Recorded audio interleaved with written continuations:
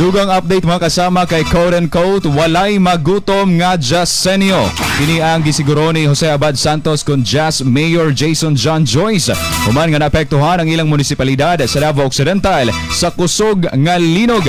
Sa iyang Facebook post, iyang gipanawagan sa mga negosyante nga pautangon og bugas sa mga kapitan ug iyang gipasalig nga siya na ang mubayad niini. Ugot sab ang koordinasyon sa mayor ngadto sa mga barangay kapitan aron nga makatunol og tabang sa mga apektado nilang mga lumulupyo. Atong paminawon mga kasama ang tipik sa pamahayag ni Jas Mayor Jason John Joyce.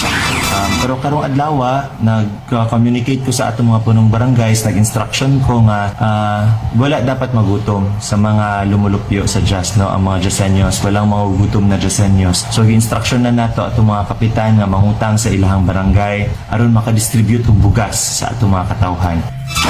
Gipasabot sab ni Mayor John Joyce kasama nga nahimo niya kining mando sanglit sa 26 ka mga barangay, 11 pa lang ang pwedeng maagian. Ug karon nagpabiling problema ang dalan padulong sa 15 ka nahibiling barangay tungod sa landslide. Diyon sa pagkakaron ginapaningkamutan na sa lokal nga panggamhanan nga mapaspasan ang clearing operation sa mga apektadong dalan.